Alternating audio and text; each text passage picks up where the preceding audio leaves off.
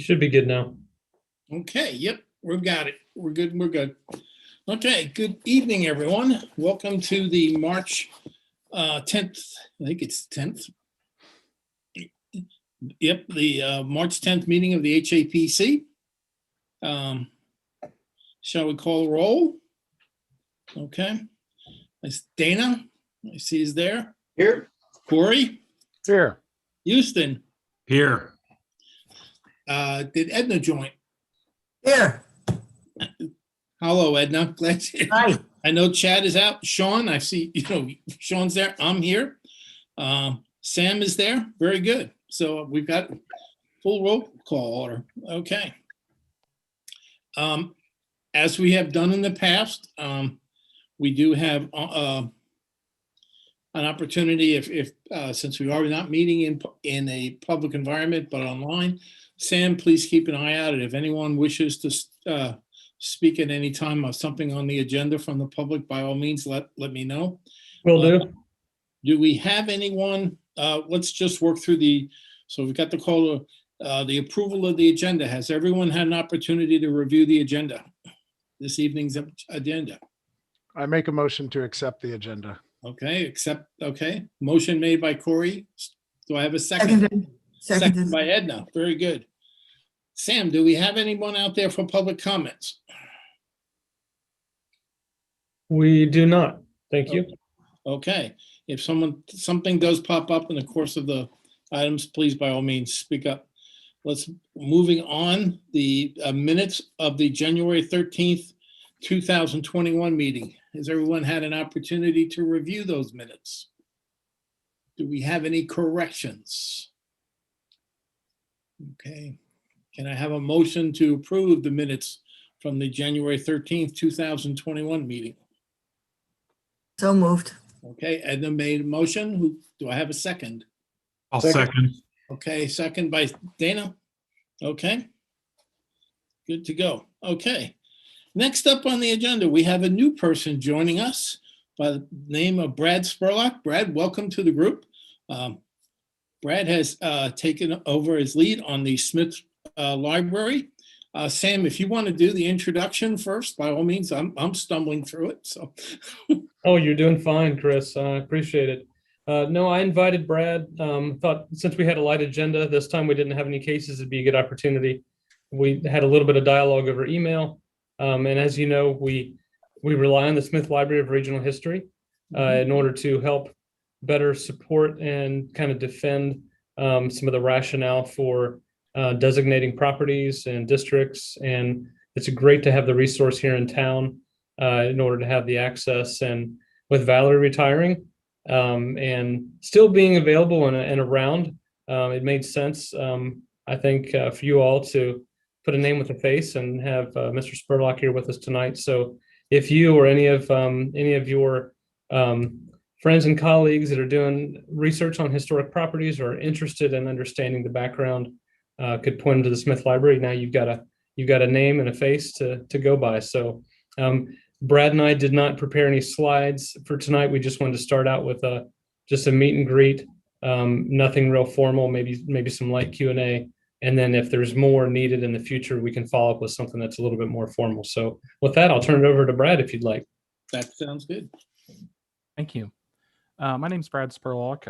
I'll go ahead and just introduce myself a little bit to you. I'm a lifelong resident of Hamilton. I am the new manager of the Smith Library Regional History up here, but also I'm going to continue managing the Cummins Local History Room at the Hamilton Lane Library. I have a bachelor's degree in history from Xavier University, and I have a master in library and information science from Kent State University, and my concentration was archiving, special collections, and management. I also have a certification as a certified archivist through the Academy of Certified Archivists. I was just going to talk a little bit about what kind of collections and services Smith Library has real quick that might help with property research. I'm actually an alternate member on the Hamilton Architectural Design Review Board, which I believe is the equivalent for your board. So I kind of know about what you do. So as far as collections go, we have several photograph collections that show historic properties, including the Snyder, Hoxie, and White photograph collections. We have directories and phone books, maps, atlases, and plats. We have access to several online databases, including the Butler County Auditor and Butler County Recorder, and some that are library databases like Ancestry, Family Search, that kind of deal. We also have newspaper collections here that we can search for information on properties. And we also maintain the Ohio Historic Inventory database for Butler County, which we updated last year. And we do have access to National Register listings to a certain degree. We don't have all of the documentation on those. In addition to that, one of our researchers that's worked at Smith Library on a volunteer basis for a number of years is Elizabeth Johnson. And she has done property profiles on a lot of the buildings in Oxford, especially those located within the historic districts. So it's very possible that if you need information on a building, we may already have something put together that we can quickly provide to you on it. So as far as our services, we just have a wide range of history services that we offer. Property history research for both suburban, urban, suburban, and rural. We offer, we don't charge at all for any of our services, either for groups or individuals or agencies or anything like that. In addition to that, we will do local history research, genealogy research, or anything related to history. So if you have any questions at all, just feel free to ask us at any time about that, about anything like that. We're located inside the Oxford Lane Library at 441 Locust Street. So if anybody would ever like to make an appointment to meet with me and go over anything, feel free to do that. Right now, we are appointment only. We generally staff it Monday through Thursday from 9 to 5, but we do have some flexibility to have appointments outside that time frame. But that's pretty much all I have for right now. If you have any questions, feel free to ask and I'll answer the best I can. Let me start by welcoming you aboard. Looking forward to working with you, Brad. I do know, just sharing with you, that one of the items we have on our plans is an expansion of the historic district, actually creating a new historic district. It's one of the items we've been talking about going back probably almost 2 years. COVID kind of threw a wrench into things last year. We kind of have been on a holding pattern. We're trying to see if we can get that perhaps ramped up a bit. And we look forward to working with you and your group as terms of researching, when we get to that stage. We're still in identification mode. And the next thing is, reaching out to the residents to gauge the interest, and assuming everything goes from there and support from City Council. One of our steps will be to then start the research work as regards the houses that are comprised within the new district we're looking to create. So looking forward to working with you on it. Yeah, we'd definitely be able to help you with that. Good. Welcome, Brad. Or go ahead, Edna. Okay. One thing we have done for many, many years is that we have historic and architectural tours that we do through HAPC, and really Valerie Elliott was very involved. Mm-hmm. And in the last few years, we've done them in May, but we didn't do them this past year. And we are not sure whether we can do them this May. But that involves very much, involves the Smith Historical Archive.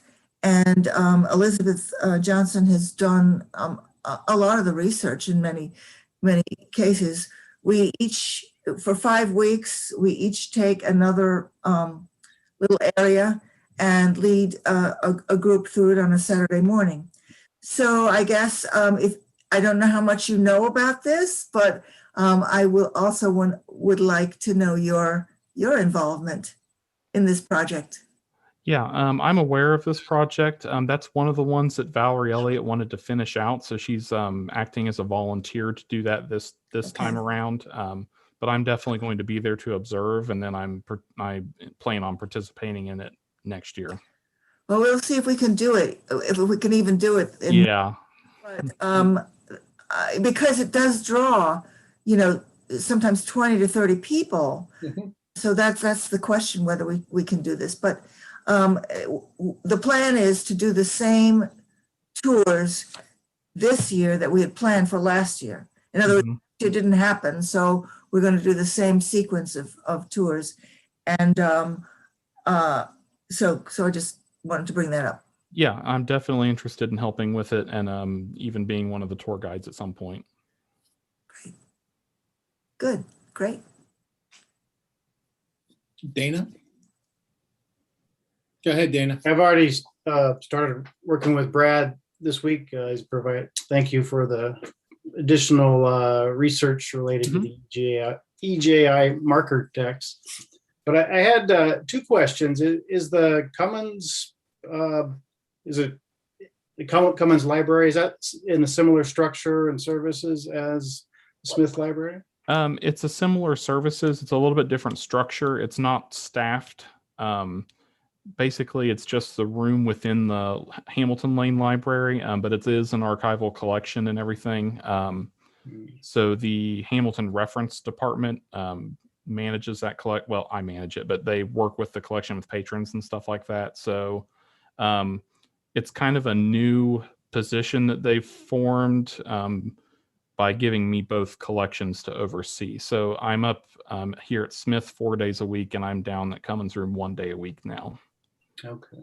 Are they, because if I understand correctly, the Smith Library is funded separately from the Oxford Library? It's a separate There entity. is a separate funding board for Smith Library, but I think we still get some money from the actual Lane Library budget. I'm not 100% sure on that yet. Actually, I have a meeting in 2 weeks with our financial director to go over that. So, Okay. Looking forward to working with you more. Anyone else have any questions for Brad? Okay. Brad, as I said, welcome to our group. We look forward to working with you and having you engaged in future meetings by all means. And at any time, should you want to attend our meetings, you're more than welcome to attend as a guest. You're just a visitor or contributor. It's once a month on Wednesdays. If you're interested, just let us know and we'll get you added to the invite. thank you very much. Okay. So, shall we move on? Okay, very good. Let's move on now to old business. Okay. Shall we do, Sam, you want to give us some updates? Sure, yeah. And Brad, you're welcome to stick around, or if you want to tune out too, we won't be offended. We won't. The former BP property, the 131 West High, it's been approved and reviewed many times, but construction hasn't started yet. I just wanted to let you know that we're getting closer and closer. There's just some final building permit tweaks, and I know one of the questions in the past had to do with what was going to happen to the mural, and so while that's not a city issue, it's still a question. So I haven't heard anything more about that other than the project for the property itself is still going to happen this spring. So I expect to see that construction start pretty soon. Mhm. Another project that I would encourage you to look at. Sorry, Sam, Evan. before we go on, just so everyone's aware, we were able to resolve the brick issue. Okay. They had come back to us wanting to use some synthetic stucco, and I'm not sure everyone was aware that, but through some work that Sam had done, some research in terms of availability of supply and so forth, they've now gone back. I believe they're going with the original plan for use of brick. They are correct. So, did anything more come out from the building inspector, or did they get through all that? The issue with the cap, the roof cap, I think. Yeah, that's all been resolved. Good. They're going to do the brick and the stone as the original plan. The only changes were on the east side. It's changed from scored block to architectural or the split face block. Everything else is really the same. So as the original approval. So they lost a lot of time in that process, but I think, they wanted to test the waters with it. So we may see it again. The outsolation or the drive it EFS type of product on another project, but it won't be on that one. Good. Okay. Well, let's see what else we've got. Nothing on the 101 West Church. No, that was approved in October, so they have several more months before they would need to have a building permit on that. Okay. Nothing has been submitted. I'm a Mhm. little bit surprised by that. But we may get something yet. I would encourage you to check out the Bank of America, where Seaview Outfitters was at one time, 32 East High Street in that block. It's a historic building that has a new tenant. About $350,000 was spent on the remodel interior, a lot of it being technology oriented. I know we don't deal with finances with this group, but just to have an idea of what was done there. So I went in it this evening. You can go in at 24 hours a day with a bank card and check it out on the inside. It's an unmanned bank, and then you can talk to a live teller. So it's kind of neat. We did get them to do some historic, some renovations, just some touch-ups on the exterior. So having that investment helped to facilitate some restoration on the facade as well. So that was a positive thing. Yeah, we had an issue with the size of the sign, and I think we worked that out administratively and ended up with a sign that fit the area above the door versus above the window. Mm-hmm. Good. Go from there. And So then- that's it for me on staff updates. Well, actually, I have one more. I did reach out as far as the design guidelines update. I reached out to Ball State University, looking for a summer intern. They've got a historic preservation program, so I'm looking for an intern that would pair up with a consultant to do our design guidelines update. Miami University doesn't have a historic preservation program, and so I think we can find an intern and leverage that. It's not a volunteer, it would be a paid intern, but use them to do some of the field work, and then the local consultant would do the drawing and the wording, and then we would bring that to the commission for a review on updating the design guidelines. As you might recall, the design guidelines focus on High Street. There's not much focus on Church or Walnut, and so having those updated with that would better reflect those kind of peripheral areas is what we're looking for. Sam, this is Corey. I have a quick question. Would this be a remote opportunity or would it be an in-person opportunity for that student? It'd be in person required. Okay. If you are open, I'm happy to help you with some recruiting ideas after the meeting. Thank you. Thanks, Gord. You want to speak briefly, Sam? I know you may not have it on about the item we were talking about before the start of the meeting, the one on Park Place, the new shop with the air conditioning unit. Oh, yeah, just down the block from where Seaview Outfitters used to be, around the corner. the former Bill's Art store is going to be Crazy Fit Nutrition, like a kind of a nutritional smoothie type of place. And that was the one where there was a lot split actually that was just approved by Planning Commission last night, because Sigma Chi is in the process of selling off the rear of that property. And so because of the way the addition was done and the utilities were put on the back of that addition, there needed to be an easement. So there'll be a gap between that property on Park Place and whatever new building goes in, unless they can allocate the trash for another location off site and move the air conditioning unit to the roof. That wasn't accounted for when they did the addition to the rear of Sigma Chi. So they may have to deal with that later. So in the interim, they've agreed to an easement to restrict building in that gap. So it's not something we like to see uptown. We like to have the buildings make a nice street wall, but in the name of keeping air conditioning and gas meters and electric meters off the front of the building, that's kind of what we had to do here. So, so that business should be opening up soon. So just for everyone's, just a brief background on this. We had been approached regarding the mounting of the air conditioning unit. They came to us initially, wanted to mount it on the front of the building. We had some discussions with them. They agreed that they could then put it in the back of the building. And then as recently as about 2 weeks ago, they came back and said they were having issues putting it in the back of the building, had requested, again, we consider them allowing them to mount it toward the front of the building.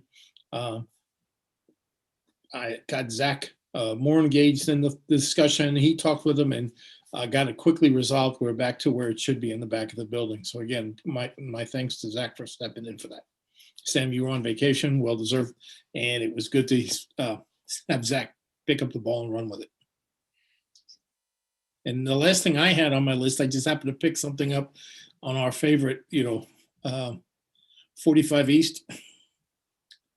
They're going through all that, the renovation work, and then I see they failed the inspection because of the roof flashing or something.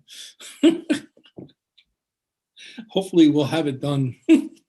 Be interesting to see which gets finally finished, whether we have the 45 East or the building, the new building going up. Ohio Station site. So enough of that. Let's move on. I had a question, Chris. Was that 45 East or Brick Street? Across, it's 45 East, the one across from Brick Street. And Oh, okay, that's right. Okay. remember we had a lot of, this thing had been submitted numerous times. Okay, that's and right. so forth. And it's just I'm just surprised it's taking it, they've made great progress, don't get me wrong, and I think they've done a good job making the building look good and so forth, but it's just amazing they've gone through all that and they seem to get held up because of issues having to do with gutters and flashing. Green gutters and flashing for whatever reason. It was more of a building inspection issue, not in any way the historical issue. So, okay. So, anything else we have for old business? Chris, I don't know if you noticed that Edna had her hand up I'm sorry, Edna. earlier in that. Was there anything else you needed? Okay. Edna, are you good?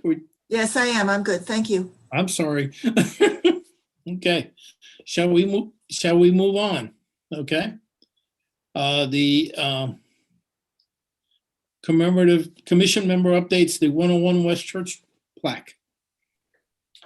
Yeah, I put that one on there. I guess since we don't really have a direction on 101 West Church Street, I don't know if this is an issue, but I remember when we were going through that decision, there was some historical significance to that house with the Irish riot. I think, Sam, you got some information from Valerie. I guess I could throw it out there. I guess, do we want to try to come up with some text for that, or is that kind of premature? Can't hurt to, be ready. If they do move forward with it, they'll need the text eventually. Okay. I believe that site also had historical significance for, President Harrison having dormed there for some capacity. There were a couple smaller things. That's right. Okay. I can put forward a first draft of that. I think that would be great to at least have something at the ready. Okay. Because I imagine that, I don't want to end up in a situation where they're ready to go and we're not. Not that they're ready to hang a plaque at this point. Okay, I'll take that one on. Okay. And then I had a couple other updates if I could share my screen. Yep, go right ahead. Yeah, the first one, so I've been, since one of our historical districts overlays the Freedom Summer Memorial, I've been on this subcommittee through my job at Miami, but I just thought this group would be interested to see some of the ADA plans that the facilities department at Miami's put together. I'll show those to you. Oops, I guess I can't. It says host disabled screen sharing. Let me fix that for you. Okay. Only There you go. $1.50. For fee. You should be able to now. Okay.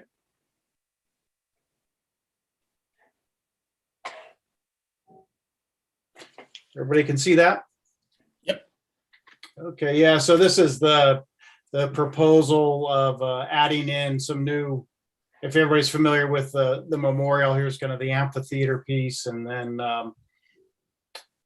adding in ADA access above the amphitheater, and then actually moving the state historical marker up to that top pad. So that's that proposal, and then here's a wider view of it. So adding some new curb cuts. Mhm. And then here's just the cost. There was a cost estimate of it, but my understanding, Miami's going to pay for it all. That's how I understand it. So Okay. so that's that item. Any questions on that? No. I have none. Does anyone else have any questions? Okay. Dana, while you're there, do you want to give an update on your other project? Yeah. The decision standards drafts. First off, thanks Corey for providing. I think it was from the Planning Commission, some decision standards. I kind of based this upon that, but the structure of this was just a staff recommendation of the points A and B, and then I tried to find the backing of it within the HAPC preservation guidelines specifics on the page. I couldn't create links to the page, so if we're looking at a COA, we could go through these steps here, and then we would have a reference back to the guidelines. So what am I saying on page 4 here? Mm-hmm. We can go back and review that. Talking about existing styles. I guess that's a question I have. The work that with this intern, is that updating this material too? Or is it Yes. just okay. So kind of expanding so it's this is quite simple that I put together, but I guess we can test it out on our next COA, see if it works, if anybody has any questions or feedback on that. Okay. I just want to thank you for the time. I know you think it's overly simplistic, but I think it's very important, regardless of length or intensity, to make sure that as we're having discussions, that folks are properly focused in the right direction, but also that they're confident that any decision they make, regardless of which direction they go, that their decision is grounded in kind of our guiding principles. So no, I appreciate this, and I think you did a great job. Mm-hmm. Okay, thank you, Corey. Yeah, I guess we can, we'll test it out. I'm always, I like doing tests on things, so Mm-hmm. we can test it out.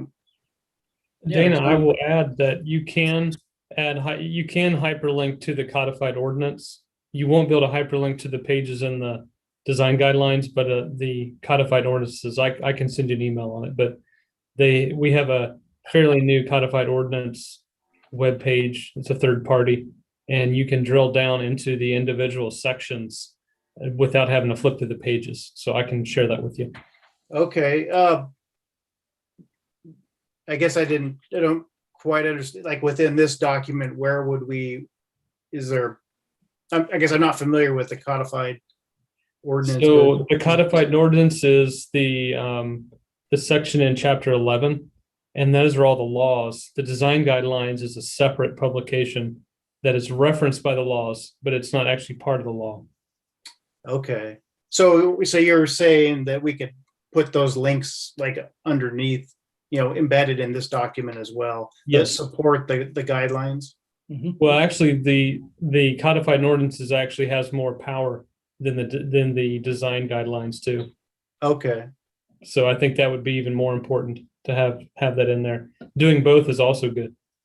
Yeah, okay, if you could send that to me, I'll if you can steer me in the right area of that Yep, will do. document, and then I'll add that in for the next iteration. So thank you for taking a look at that. And again, thanks, Corey, for feedback. Okay. Do you also want to briefly speak on the historic marker? Yeah, we've been, the EJI is, that's the group that's the coalition that came out of Miami is, is put forward a final draft of the text, and they put together a design package. And if I understand that we're going to have a working group before the city council meeting on Tuesday to work through the final location decisions to present to city council. If I understand correctly, Sam. That's correct. Yeah. Chris, thanks for asking.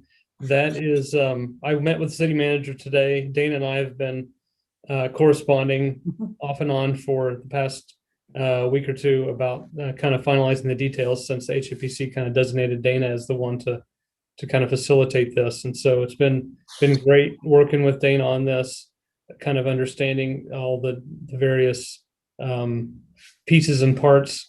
And what it's come to now is it seems that having a work session before the council meeting would be best. And so Doug, city manager, is going to recommend that to the mayor Friday. And so the likelihood is pretty high that there'll be a work session at 7:00 on Tuesday night before the council meeting. Not just about the marker itself, but just kind of all the considerations with, how best to tell this story, this really dark part of Oxford's history of, the lynching that happened in the late 19th century, 2 of them. So thank you, Dana, for helping me understand that better. And I think the city manager now does also. So we'll continue to work through the details, and council will have some influence on that as well. Good. Thank you. Yeah, I just have a little bit to add. I mean, there was some questions on some of the marker text from city staff, and that's I was working with Brad on getting the primary source reference to those 2 sentences in particular. And actually, I have that, Sam, so I'll forward that to you. Just before this meeting, Brad and I corresponded on that. I have to go and look at it myself too, but I'll forward that to you, Sam. Okay. Thank you for doing this. This is great. Yes. Yeah, it's I guess it's not an easy process. It's not, but I think it's designed not to be easy. So. Okay. That's all right. Anything else, Dana? That's all I have. Okay, I have one item, just wanted to share with the group. It's not on the agenda. It's just more of an FYI. I will be on a call tomorrow, and I am representing HAPC as part of a group. And I think, Corey, I think you're on it. I'm not sure if you're on it from planning or not. I was trying to recall. No, I have a conflict, so our vice chair, Shauna Rosenberg, is going to represent the planning commission. Okay. Basically, it's an invitation I received from Jessica Green as part of the work on the strategic plan and comprehensive plan for the city of Oxford. And as a chair of the committee, one of the commissions, I've been asked to participate in this steering committee and so forth. So I am looking forward to tomorrow's meeting and seeing what comes and the steps that come out of that. And I will keep everyone informed at this meeting, if not through other means of communication, what's going on and so forth. I think it's a very important piece of Oxford to be part of. And I think it's also very important that we all be made aware of it and kept informed of what goes on with it. So with that, okay. Got that piece. The other thing, and I know I sound like I'm piling on, I was asked to be part of the group celebrating the Miamian or I mess up the pronunciation. I think I've briefed everyone at a prior meeting on this just to I haven't had anything more. This is having to do with the Miami Indian tribe and the events coming up in 2022. More to come. I just wanted to let you know I haven't forgotten about it.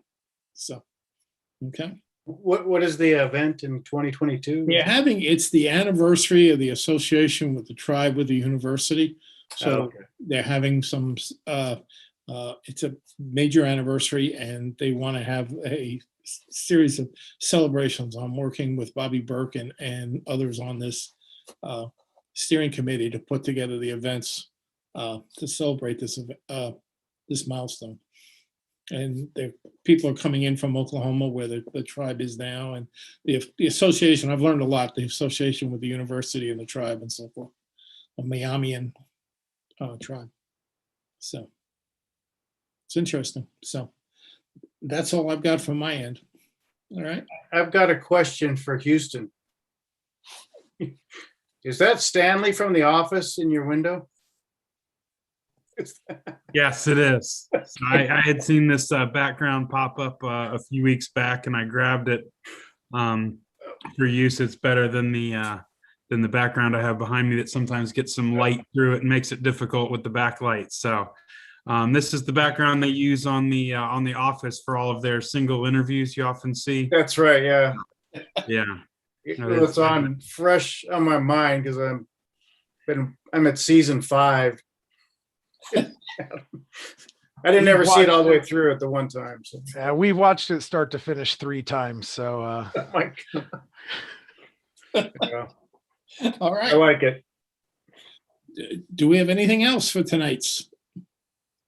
I'm trying hard not to talk about the thing I sent out earlier because I said I wasn't going to talk about it. So.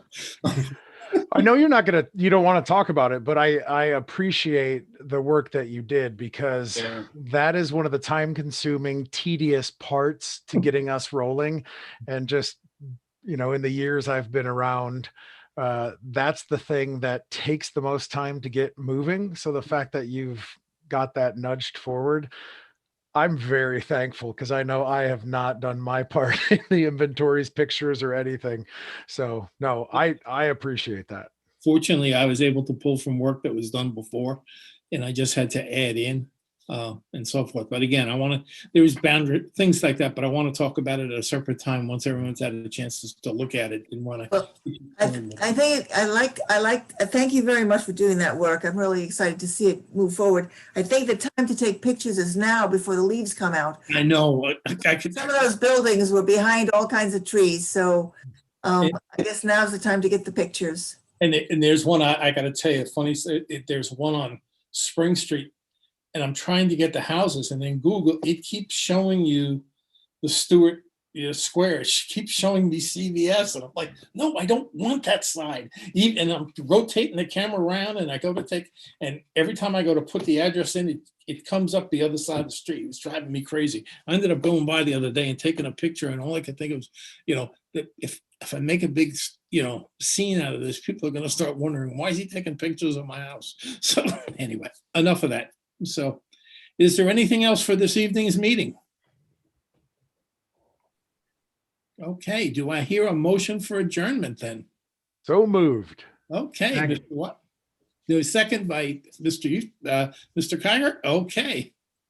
With nothing further, we shall call it an evening. This has to be one of the shorter meetings in my administration. Thank you very much. It's appreciated. You can have some time back tonight. Thank you. All right. Good night, Thank you. folks.